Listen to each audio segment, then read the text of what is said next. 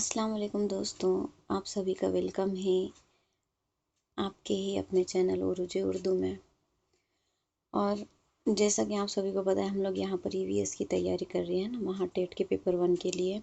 और अगर आप लोगों ने बैच नहीं ख़रीदी है तो बैच जल्द से जल्द ख़रीद ले। और उसके लिए हमारा कूपन कोड होगा ज़ाहिदा08। आप बैच परचेस करके उसके अंदर जब ये कूपन कोड लगाएंगे तो आपको वहाँ पर कंसेशन मिल जाएगा।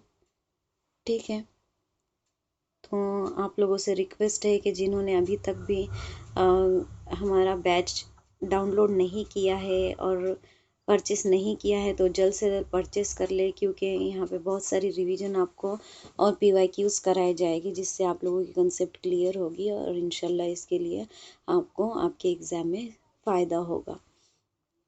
तो चलिए चलते हैं दोस्तों, आगे बढ़ते हैं। आज हम लोग यहाँ पर आपके लिए लेकर आए हैं MCQs, मोस्ट एक्सपेक्टेड जो है, जो एग्ज़ाम में आ सकते हैं, उस तरीके के MCQs आज हम लोग देखने वाले हैं इंशाल्लाह। तो यहाँ पर हम लोग का पहला क्वेश्चन दिया है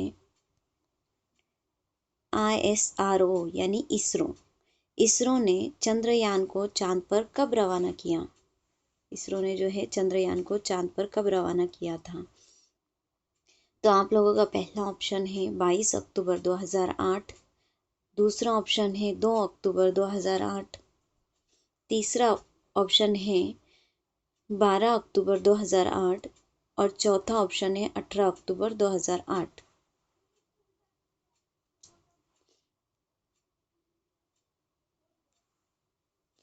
तो यहाँ पर आप लोग पहले आंसर देने की कोशिश कीजिए और आपके कितने आंसर सही आते हैं वो आप लोग एक नोटबुक में नोट डाउन कर लीजिए और फिर बाद में से आप लोग आपके मार्क्स काउंट कर सकते हैं कितने हुए, है ना।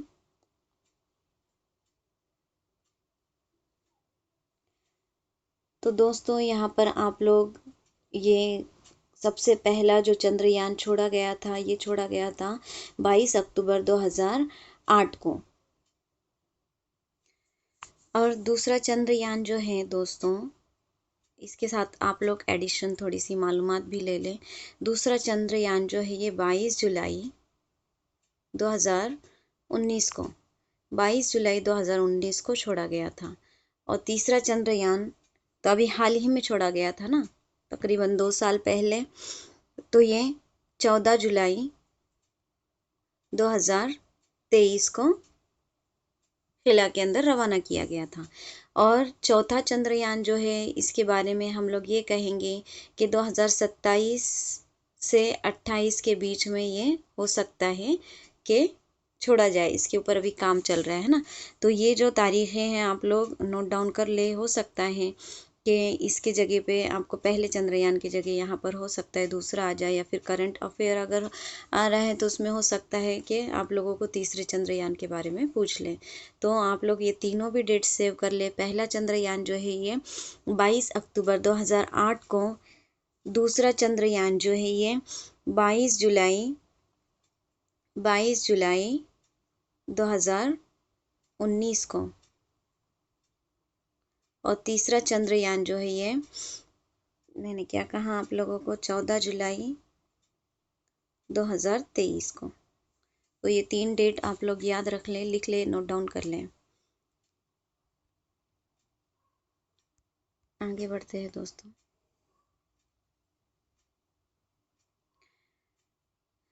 तो नेक्स्ट क्वेश्चन है हमारा, राकेश शर्मा ने कौन से साल खिला में सफ़र किया। ऑप्शन है आप लोगों के लिए, पहला है 1947, दूसरा है 1956, तीसरा है 1984 और चौथा है 1990।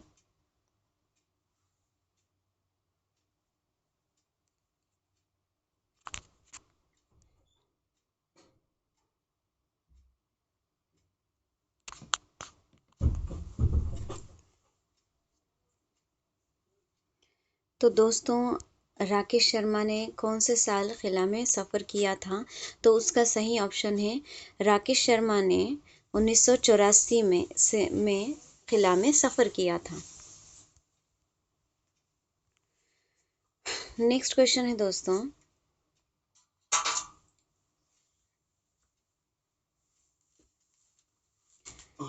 फल्की अजसाम में एक दूसरे को अपनी जानिब खींचने की कुव्वत क्या कहलाती है? फल्की अजसाम यानी हमारा जो सोलर सिस्टम में जो प्लैनेट हैं उनको जो एक दूसरे को खींचने की कुव्वत क्या कहलाती है?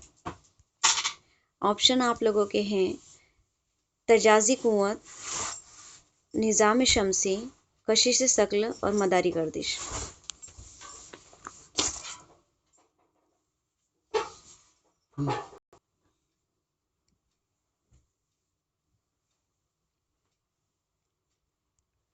तो इसके अंदर हम लोग जानते हैं ना, फल्की अजसा में एक दूसरे को अपनी जानिब खींचने की कुव्वत को क्या कहा जाता है? उसे कशिश शकल कहा जाता है। यानी यहाँ पर हमारा ऑप्शन नंबर 3 सही हो जाएगा। आगे के क्वेश्चन की ओर बढ़ते हैं दोस्तों। हाँ, और तो इसको भी मैं एक्सप्लेन कर देती हूँ। तजासी कुव्वत यानी एक तरीके की कुव्वत होती है, फोर्स होता है ना। इसे एक्सप्लोसिव फोर्स कहा जाता है। एक्सप्लोसिव फोर्स कहा जाता है, या हम अगर हिंदी में इसे कहें तो हम लोग इसे विस्फोटक बल भी कह सकते हैं। अब निज़ाम शमसी क्या है? निज़ाम शमसी जो हमें पता है ना, सोलर सिस्टम को क्या कहा जाता है? निज़ाम शमसी कहा जाता है। और फिर मदारी गर्दिश क्या होती है? मदारी गर्दिश भी ये आप लोगों को पता है, ज़मीन जो घूमती है ना, उसे क्या कहा जाता है? मदारी गर्दिश कहा जाता है। जो सूरज के अतराफ घूमती है ना, उसे मदारी गर्दिश कहा जाता है। नेक्स्ट क्वेश्चन है दोस्तों, सूरज के करीब कौन सा सैयारा है? ऑप्शन है आप लोगों के ज़मीन, ज़ोहरा, अतारुद और नेपच्यून।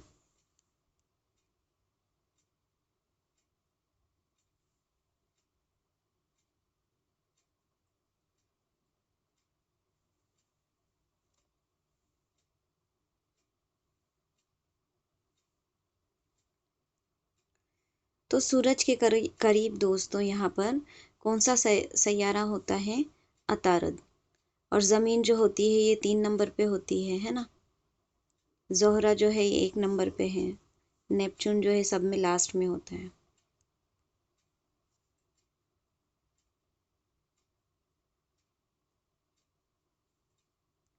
नेक्स्ट क्वेश्चन है दोस्तों, सूरज से सबसे ज़्यादा फासले पर सैयारा कौन सा है?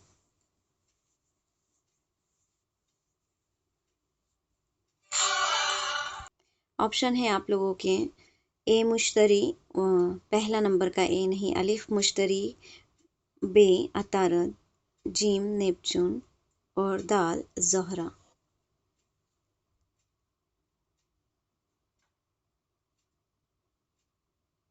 तो सूरज से सबसे दूर फासले पर, ज़्यादा फासले पर कौन सा सैयारा होता है दोस्तों?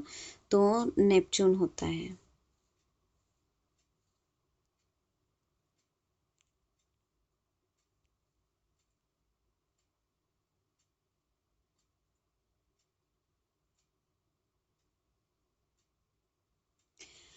नेक्स्ट क्वेश्चन है दोस्तों आप लोगों के लिए, हस्ब झेल में से कौन सा मुतबादिल सही है? सूरज एक सितारा है, नंबर 1 पर है सूरज एक सितारा है, नंबर 2 पर है ज़मीन एक सैयारा है, नंबर 3 है प्लूटो एक बौना सैयारा है और नंबर 4 है मंदरज वाला तमाम।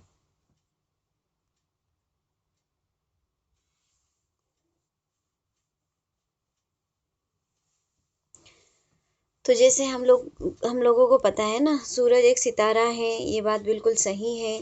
दूसरा जो है ज़मीन एक सैयारा है, ज़मीन बिल्कुल एक सैयारा है ना, और ये निज़ाम शमसी में आता है ना। और प्लूटो एक बोना सैयारा है, प्लूटो जो है एक बोना सैयारा कहलाता है, ये बात भी बिल्कुल सही है। यानी हम लोग का ऑप्शन यहाँ पर हो जाएगा ऑप्शन नंबर 4 मंदरज वाला तमाम। नेक्स्ट क्वेश्चन है दोस्तों यहाँ पर, जुग्राफियाई एतबार से भारत को कितने खित्तों में तकसीम किया गया है? तो जोग्राफिया एतबार से अगर भारत को देखा जाए, जोग्राफिया एतबार से भारत को कितने हिस्सों में तकसीम कर लिया गया है, पहले आप लोग ऑप्शन देख लें। ऑप्शन नंबर 1 है 4, ऑप्शन नंबर 2 है 5, ऑप्शन नंबर 3 है 6 और ऑप्शन नंबर 7 है, ऑप्शन नंबर 4 है 7।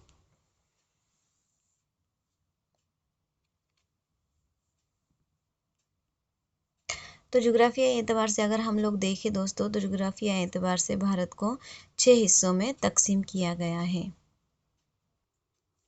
अब ये 6 हिस्से कौन कौन से हैं दोस्तों? तो ये 6 हिस्से हैं। पहला है हमारा शुमाली पहाड़ी इलाका, शुमाली पहाड़ी, मैं ना आप लोगों को छोटा छोटा लिख कर देती हूँ, जगह बड़ी कर लेती हूँ। यहाँ पे आप लोग लिख लें शुमाली पहाड़ी इलाका। शुमाली पहाड़ी इलाका है। उसके बाद आते हैं शुमाली मैदानी इलाका, या शुमाली मैदान भी हम लोग उसे कह सकते हैं। उसके बाद है मगरिबी सहरा, साहिली इलाका, वस्ती इलाका और जजीरा नुमा इलाका, जजीरा नुमा इलाका। तो ये छः हिस्सों में जो है हमारे जोग्राफिया एतबार से हमारे भारत को क्या किया गया है, तकसीम किया गया है। तो शुमाली पहाड़ी इलाके में क्या आता है दोस्तों? शुमाली पहाड़ी इलाके में अगर हम देखें तो इसमें हिमालय की पहाड़ी सिलसिले और दिगेल शुमाली पहाड़ी इलाके इसके अंदर शामिल होते हैं। और शुमाली मैदानी इलाके में क्या है? हमारे शुमाली मैदानी इलाके में दरियाए सिंध, गंगा और ब्रह्मपुत्र के मैदानी इलाके हैं, है ना, जो बहुत ज़्यादा ज़रखेज़ होते हैं। फिर उसके बाद अगर हम लोग देखें मगरिबी सहरा को, इसमें थार जैसे सहराई डिज़र्ट है ना, थार डिज़र्ट जिसे कहते हैं, थार सहरा या फिर उसके इलाके इसके अंदर शामिल है। जिसे हम क्या, अगर हम कहना चाहे तो इसे कह सकते हैं कि राजस्थान में, है ना। अभी वस्ती इलाका अगर हम लोग देखें तो वस्ती इलाके में जो है सतह मुर्तफ़ा शामिल है ना, वस्ती हिंद इसके अंदर शामिल है, सतह मुर्तफ़ा जिसे हम कह सकते हैं। अब फिर उसके बाद साहिली इलाका है, ये मगरिबी घाट और मशरकी घाट के क्या है, दरमियान वाक़या साहिली इलाका है।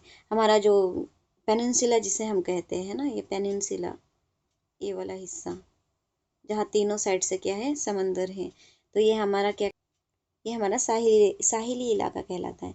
फिर जजीरा नुमा इलाके में, इस हिस्से में भारत के जुनूबी हिस्से है जो समंदर से घिरे हुए हैं ना, यहाँ पे जो छोटे छोटे हमारे जो है ना, यहाँ पे जजीरे हैं, ये भी इसके अंदर क्या होते हैं, इंक्लूड होते हैं।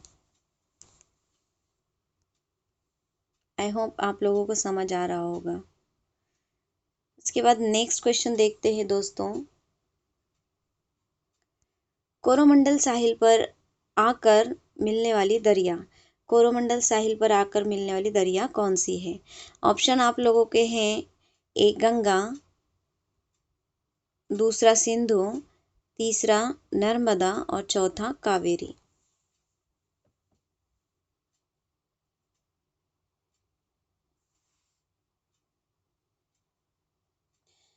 तो आप लोगों का सही जवाब जो है दोस्तों वो रहेगा कावेरी। कावेरी जो है ये क्या है, कोरोमंडल साहिल पर आकर मिलने वाली दरिया है। तो अगर दूसरी नदियों की बात अगर हम करें तो दूसरी नदियाँ जो है यहाँ पर, अगर पहले हम गंगा देखें तो गंगा हम सभी को पता है, गंगा नदी जो है ये जो है उत्तराखंड से निकलती है ना, हमारे जो हिमालय के पहाड़ है वहाँ से निकलती है और बंगाल खाड़ी में गिरती है। कहाँ से निकलती है ये? तो ये उत्तराखंड से निकलती है। इंग्लिश में लिखे क्या? उत्तराखंड, उत्तराखंड से निकलती है और कहाँ पर जाकर मिलती है, बंगाल की खाड़ी में गिरती है जाकर।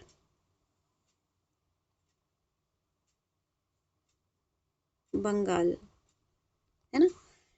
और उसके बाद अगर दूसरी नदी हमारी सिंधु जो है, इसकी अगर बात करें तो सिंधु जो है तिब्बत मानसरोवर झील के पास से निकलती है। मानसरोवर झील,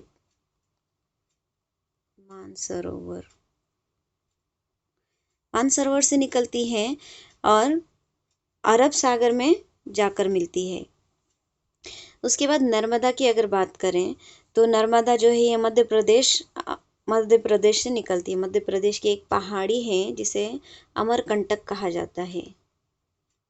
अमरकंटक, मध्य प्रदेश, एमपी से, है ना, एमपी से निकलती है। अमरकंटक से निकलती है, पहाड़ी से निकलती है और ये जो है ये कहाँ पर जाकर मिलती है? खंबात,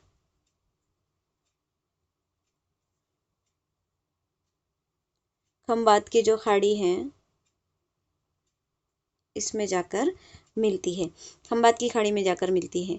और कावेरी जो हम लोगों ने देखा कि ये कावेरी जो है कोरोमंडल साहिल पर आकर मिलती है, लेकिन ये निकलती कहाँ से है? तो कावेरी नदी जो है ये पश्चिमी घाट से निकलती है।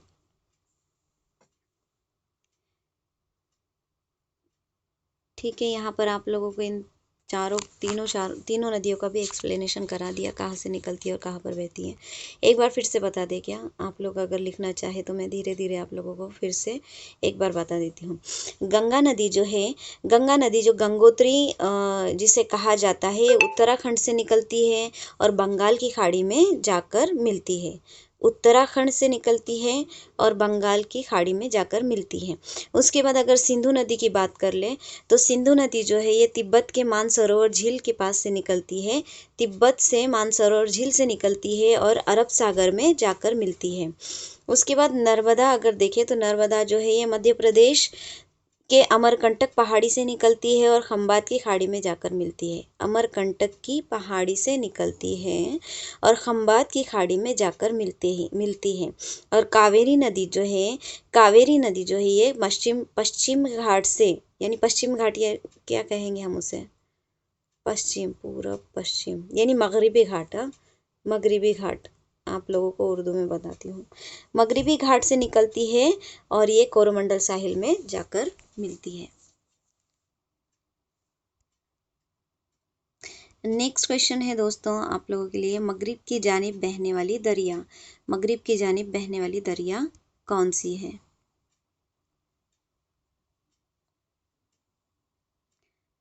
फिर से यहाँ पर आपको ऑप्शन है, लेकिन यहाँ पर दो ऑप्शन अलग है ना। तो आप ऑप्शन आप लोगों के हैं यहाँ पर, पहला है गोदावरी, दूसरा है कृष्णा, तीसरा है नर्मदा और चौथा है कावेरी। आप लोगों का क्वेश्चन था यहाँ पर मगरिब की जानिब बहने वाली दरिया, मगरिब इस साइड है ना, मगरिब की जानिब बहने वाली दरिया, पश्चिम है ना, पश्चिम की जानिब बहने वाली दरिया बताइए। तो कौन कौन सी है वहां पर? गोदावरी, कृष्णा, नर्मदा, कावेरी।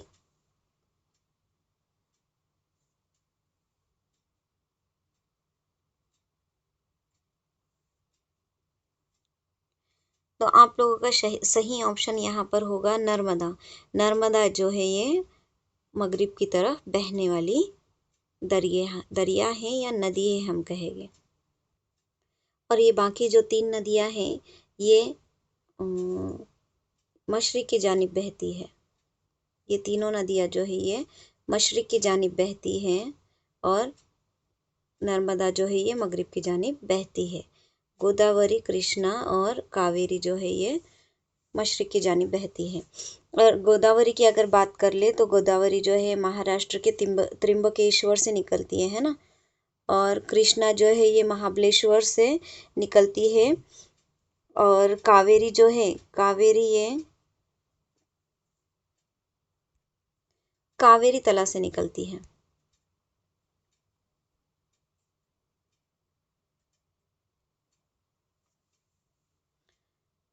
नेक्स्ट क्वेश्चन है दोस्तों आप लोगों के लिए, रकबे के लिहाज से भारत की छठी रियासत कौन सी है? बस चौथी होना चाहिए था यहाँ पे। एक सेकेंड ना, अच्छा सॉरी, छोटी है ना, हमने ही गलत पढ़ा यहाँ पर। रकबे के लिहाज से सबसे भारत की सबसे छोटी रियासत कौन सी है? तो ऑप्शन है आप लोगों का, पहला गोवा है, सिक्किम है, त्रिपुरा है और नागालैंड है।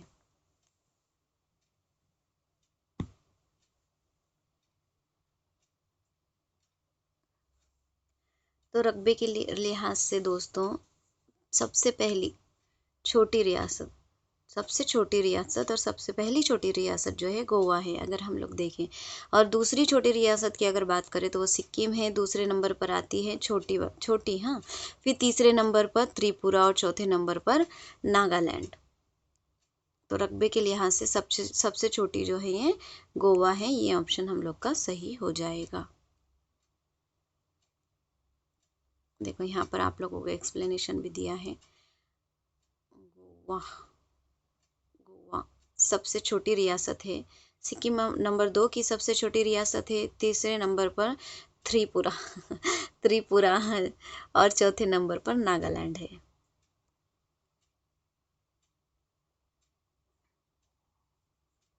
नेक्स्ट क्वेश्चन है दोस्तों आप लोगों के लिए, रकबे के लिहाज से भारत की रियासतों में महाराष्ट्र का मुकाम। अब रकबे के लिहाज से भारत के रियासतों में महाराष्ट्र का मुकाम क्या है? ऑप्शन आप लोगों के लिए यहाँ पर पहला नंबर है पहला, दूसरे पर दूसरा है, तीसरे पर तीसरा है और चौथे पर ऑब्वियसली क्या होगा? चौथा होगा।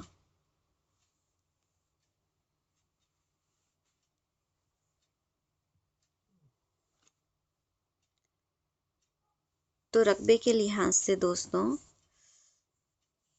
यहाँ पर भारत कि हमारा जो महाराष्ट्र है ये तीसरे नंबर पर है। तो अभी फिर पहले नंबर, दूसरे नंबर और चौथे नंबर पर कौन सा आता है? तो सबसे पहले नंबर पर आता है राजस्थान। मैं यहाँ पर इंग्लिश में लिखती हूँ तो ये जल्दी हो जाता है ना।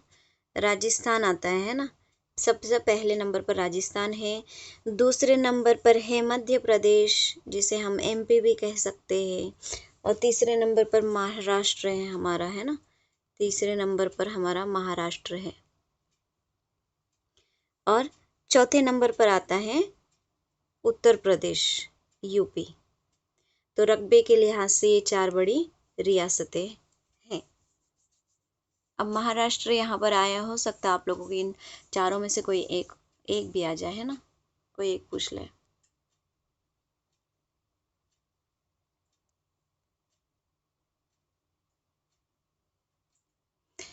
फिर आगे क्वेश्चन है आप लोगों के लिए, हस्ब झेल का ताल्लुक तालीम निस्वा के फ़रोग से था। किसका ताल्लुक था तालीम निस्वा के फ़रोग से? तो ऑप्शन है आप लोगों का, पहला ऑप्शन है सावित्री बाई फुले, दूसरा है फातिमा शेख, तीसरा है महर्षि धोंडो केशव कर्वे और चौथा है मंदरजबाला तमाम।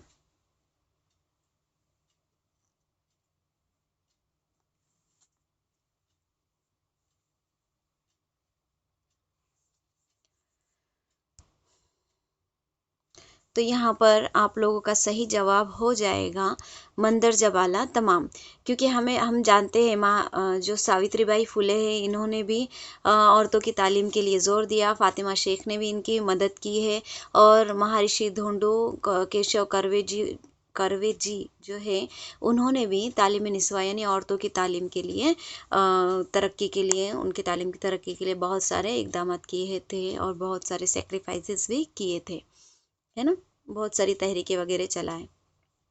तो ये मंदरजा वाला तमाम यहाँ पर आ जाएंगे। फिर नेक्स्ट क्वेश्चन है दोस्तों, नज़्मों के जरिए गांव की सफाई की अहमियत लोगों के दिलों में किसने जगाई? नज़्मों के जरिए गांव की सफाई की अहमियत लोगों के दिलों में किसने जगाई? ऑप्शन है आप लोगों के, संत सूरदास, दूसरा है संत कबीर दास, तीसरा है संत गाड़गे बाबा, यहाँ गाड़गे होना चाहिए था, और चौथा है महर्षि ढोंडू केशव कर्वे।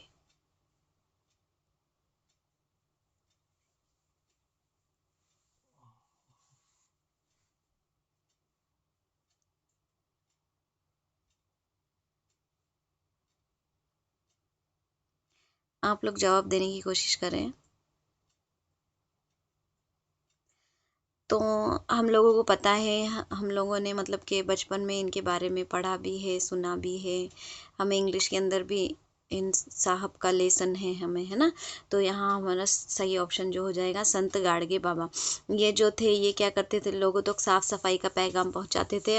अपने जो गीत है वो गा गा कर लोगों से कहते थे कि हमारा माहौल जो है वो कैसे रखो, साफ सुथरा रखो और बीमारियों से बचो वगैरह, है ना। अब यहाँ पर संत सूरदास अगर देखें हम लोग, तो ये बचपन ही से क्या थे, अंधे थे। और ये कृष्ण के बहुत बड़े भक्त थे। तो उन्होंने गीत वगैरह गीते बहुत सारे गीत कृष्ण के लिए लिखे, है ना। संत कबीरदास हम लोगों को पता है ना, कबीरदास कौन थे। तो संत कबीरदास जो थे, इन्होंने जो क्या कहेंगे उसे, बुत परस्ती, जात पात, फिरकावारियत वगैरह इसके वो बिल्कुल बहुत ज़्यादा क्या थे, खिलाफ थे। उन्होंने इसकी शदीद क्या की थी, मुखालिफत की थी। वो सच्चाई, मोहब्बत और वहदत की तालीम दिया करते थे। संत गाड़गे बाबा के बारे में तो हमें पता ही है ना। हम यहाँ पर अगर बच जा रहे हैं हमारे महर्षि ढोंडू केशव कर्वे। तो हमें पता है ना, इन्होंने औरतों की तालीम के लिए क्या की थी, जद्दोजहद की थी। और विधवाओं के क्या कहेंगे उसे, बेवाओं की दोबारा शादी के ऊपर भी जोर दिया था। उसके बाद नेक्स्ट क्वेश्चन है दोस्तों, खरीफ हंगाम किन महीनों पर मुश्तमिल होता है।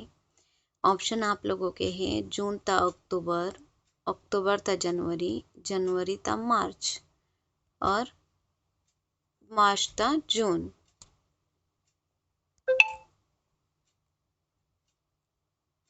खरीफ हंगाम, खरीफ की फसल, रबी की फसल, है ना।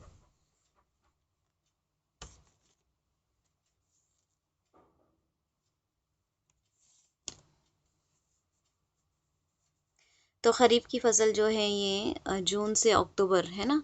जून तक अक्टूबर हम जिसे कहेंगे अक्टूबर, जून से अक्टूबर के बीच में होती है। और ये किस पर डिपेंड होती है, बारिश के पानी के ऊपर डिपेंड होती है। बारिश के पानी पर ये फसलें उगाई जाती है। और खरीफ के अंदर मोस्टली कौन कौन सी फसलें होती है। इसमें मोस्टली जो अगर हम देखें तो चावल, मकई, ज्वार, बाजरा, सोयाबीन, कपास, मूंगफली, गन्ना, उड़द वगैरह इसके अंदर जूट जो है उगाई जाती है खरीफ हंगाम के अंदर।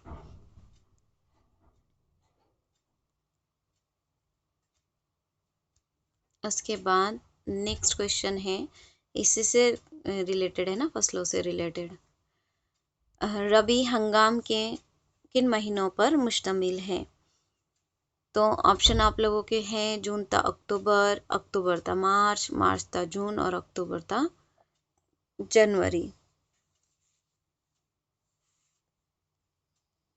आप लोग आंसर देने की कोशिश करें। अब यहाँ पर आप लोगों को रबी तो समझ में आ ही गया है ना, जून ता अक्टूबर होता है। तो फिर अब खरीफ समझ में आ गया है ना, तो फिर रबी भी तो आप लोगों को समझ में आ ही गया होगा। तो दोस्तों रबी की फसल जो है ये अक्टूबर ता मार्च इसका सही ऑप्शन होगा। और ये जो है ज़ेर ज़मीन पानी, ज़ेर ज़मीन जो पानी होता है ये इस्तेमाल कर कर ये फसलें उगाई जाती है। इसके अंदर ज़ेर ज़मीन पानी का इस्तेमाल किया जाता है ना। अब इसमें कौन कौन सी फसलें होती हैं। तो इसके अंदर गेहूँ, जौ, चना वगैरह, मटर, सरसों अगर हम कहें तो ये फसलें इसके अंदर उगाई जाती है ना रबी हंगाम में। और इसका जो वक्त होता है वो क्या होता है, अक्टूबर ता मार्च होता है। नेक्स्ट क्वेश्चन है, डॉक्टर एम एस स्वामीनाथन ने किन बीजों की इस्लाह की। डॉक्टर एम एस स्वामीनाथन ने किन बीजों की इस्लाह की। तो ऑप्शन है आप लोगों का गेहूं, चावल, दूसरा है गेहूं जवार, तीसरा है गेहूं बाजरा और चौथा है चावल जवार।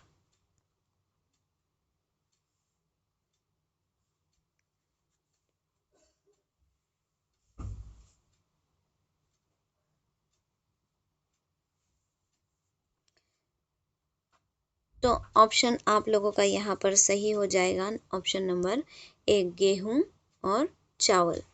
तो डॉक्टर एम.एस. स्वामीनाथन जो है ये सब्ज़ी इनकलाब लाने वाले शख्स है ना, हमारे भारत में जो सब्ज़ी इनकलाब लाए थे, और फिर इसके बाद जो है गेहूं और चावल की पैदावार में इजाफा होने लगा।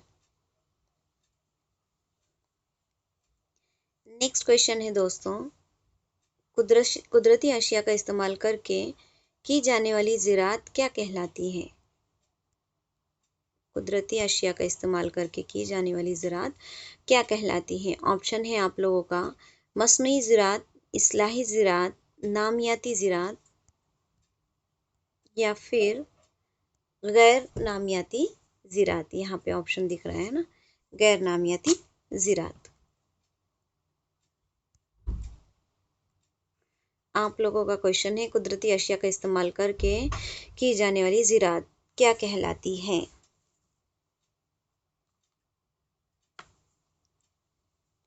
तो कुदरती अशिया का इस्तेमाल करके की जाने वाली ज़राअत जो है वो क्या कहलाती है? नामियाती ज़राअत कहलाती है।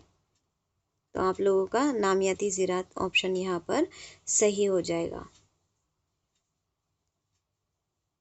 मस्नूई ज़राअत यानी क्या? मस्नूई ज़राअत मीन्स के जो आर्टिफिशियल फर्टिलाइज़र यूज़ करके, है ना, जो मैन मेड नहीं होते वो यूज़ करके बनाई जाती है केमिकल फर्टिलाइज़र, तो वो होती है मस्नूई ज़राअत। अब इस्लाही ज़राअत क्या होती है? इस्लाही ज़राअत का इस्तेमाल यहाँ पर मार्केटिंग वगैरह के लिए, मतलब कि अच्छी फसलें उगाकर और वहाँ पर मार्केटिंग की जाती है ना, इस तरीके की इस्लाही ज़राअत होती है। गैर नामियाती ज़राअत यानी इसमें नामियाती मादे शामिल नहीं होते ना, कुदरती अशिया शामिल नहीं होती इसके अंदर, इसलिए इसे क्या कहा जाता है? गैर नामियाती ज़राअत कहा जाता है।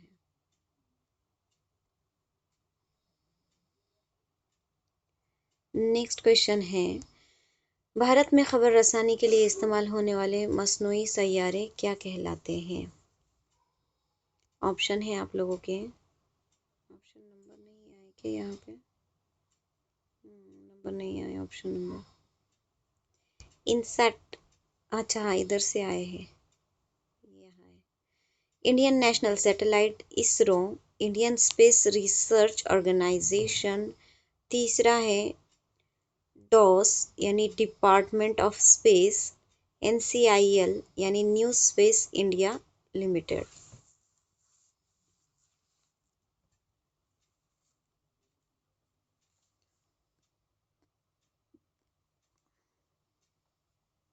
तो यहाँ पर जो है भारत में खबर रसानी के लिए इस्तेमाल होने वाली मसनूई सैयारा यानी मैन मेड सैटेलाइट जो है वो इनसैट कहलाता है। क्या कहलाता है? इनसैट कहलाता है, यानी इंडियन नेशनल सैटेलाइट कहलाता है। अब इसरो तो आप लोगों को पता ही है ना, इंडियन स्पेस रिसर्च ऑर्गेनाइजेशन, जो क्या करते हैं? स्पेस के रिलेटेड रिसर्च करते रहते हैं। अब डॉस जो है इसके अंदर ही क्या शामिल है?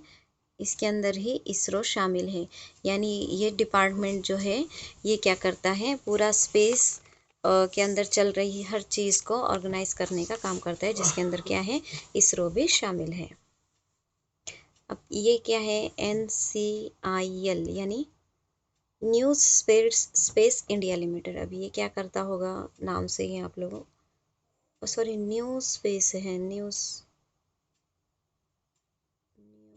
स्पेस न्यू स्पेस, एक सेकेंड, ये जो है न्यू स्पेस ही है, न्यू स्पेस इंडिया लिमिटेड ही है, और ये जो है ये क्या है?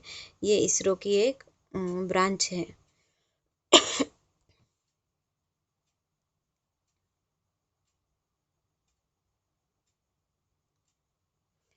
नेक्स्ट क्वेश्चन है दोस्तों उसके बाद, भारत में गिज़ा की ज़मानत का कानून कब लागू हुआ? ऑप्शन है आप लोगों के 2000, पहला है 2013, दूसरा है 2015, चौथा है 2020 और पांचवा है 2021।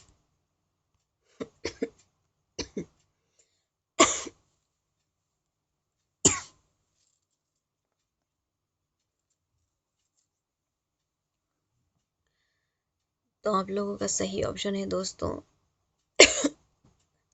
2013। तो इसके अंदर क्या होता है दोस्तों, इसके अंदर जो ग़िज़ा है उसकी ज़मानत यानी फूड सिक्योरिटी जिसे कहेंगे हम लोग, फूड सिक्योरिटी NFS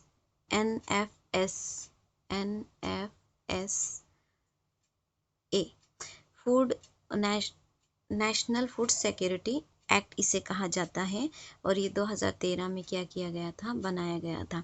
इसके अंदर क्या किया जाता है, जो ज़रूरतमंद है इन लोगों को फूड जो है वो प्रोवाइड किया जाता है ना।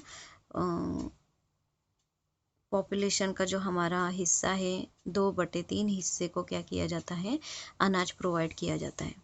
और अनाज की क्या ली जाती है, अनाज या हम जिसे ग़िज़ा कहेंगे इसकी गारंटी ली जाती है। जैसे मिड डे मील वगैरह हो गया है ना, इसके अंदर ये मिड डे मील वगैरह शामिल है। आज का हमारा लास्ट क्वेश्चन है दोस्तों, नानज में मौजूद मामिन यानी सेंचुरीज किस परिंदे के लिए मखसूस की गई है। ऑप्शन है आप लोगों के गेंडा, दूसरा है तगदात परिंदा, तीसरा है शेर बब्बर और चौथा है मोर।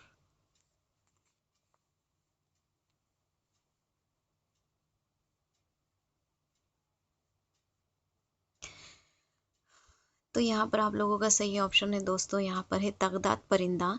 तगदात परिंदे को मालढोक भी कहा जाता है। मालढोक, हो सकता है कि एग्जाम में तगदात परिंदा ना आते हुए मालढोक आ जाए। और इसे किसान का दोस्त भी कहा जाता है। तो ये जो है तगदात परिंदे के लिए नानज के अंदर क्या किया गया है, सेंचुरीज बनाई गई है।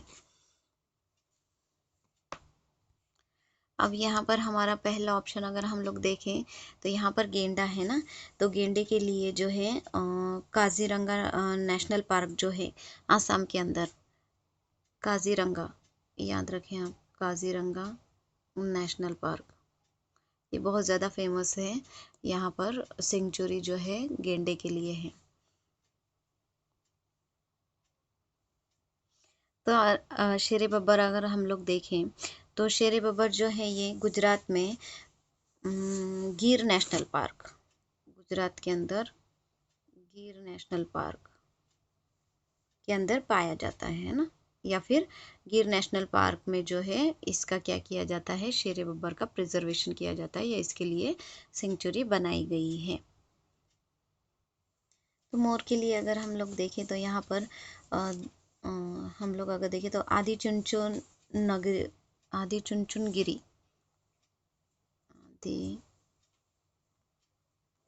चुनचुनगिरी, ये जो है चुनचुनगिरी, ये जो है कर्नाटक के अंदर मौजूद है। फिर उसके बाद चुलनूर एक गांव है, ये भी क्या है, चुलनूर, ये भी एक सेंचुरी कहलाता है और ये केरल के अंदर वाक़ है। ऐसे यहाँ पर 2-3 मतलब केरल में है, तमिलनाडु में है, महाराष्ट्र में है, हरियाणा में है। नायगांव नेशनल पार्क जो है यहाँ पर मोरों के लिए फेमस है और मोराची चिंचोली भी एक है। तो यहाँ पर इसी के साथ हम लोगों का आज की MCQs यहाँ पर होती है कंप्लीट। तो आई होप आप लोगों को यहाँ पर आप लोगों के कंसेप्ट जो है वो क्लियर हुए होंगे।